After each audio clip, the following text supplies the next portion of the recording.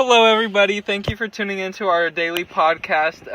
Today I'm here with Shamari, and we're going to be jumping into more detail about the Supreme Court case Miller v. Alabama. Here's Shamari to explain the case. Hello and good afternoon, everyone. In July of 2003, two teenage boys were responsible for the murder of Kobe Cannon. Kobe Cannon was set on fire in his trailer and left to die. He was beaten by the two teenage boys as well. So in this case, Miller was assigned to life in prison without parole. I believe that because of the things that he went through to commit the murder, that the sentence was fair. Like, first they started torturing Colby Cannon. They beat him with a baseball bat, and then eventually they left him to die in the trailer as they set it on fire. So I think that based on the severity of the crime that Miller committed, along with torturing and hitting the victim before killing him, I think that's something worthy of life in prison without parole. Just because I felt that it was unnecessary to mix assault and arsenic eventually to just lead to the killing of someone. But in this specific scenario, I will point out that because he was a minor at the time, he was still figuring out his life, and I wouldn't be opposed to hearing about maybe a lighter sentence, something that could possibly give him a second chance later on in life, as he was still a kid under the age of 18.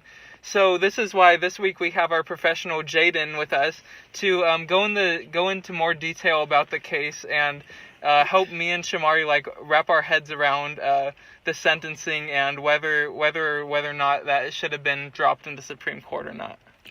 So without further ado, let's get Jaden's input. Thank you for welcoming me, guys. This case has been extremely controversial and prevalent in the news, and I'm here today to basically explain the process of how it went to the Supreme Court, and as well as giving my opinion and my analysis of the case overall. So after Miller was indicted in 2006, the verdict of guilty was given to him upon jury. Miller was sentenced to mandatory life imprisonment without the possibility of parole, which is the reason why he argued to the Supreme Court that his rights to the Eighth Amendment were violated. Miller moved for a new trial in the Circuit Court, but was denied, which led him to appeal through the Alabama Court of Criminal Appeals. The appellate court upheld the original decision placed upon Miller. Miller then petitioned the Supreme Court of the United States, which granted certiorari on November 7, 2011.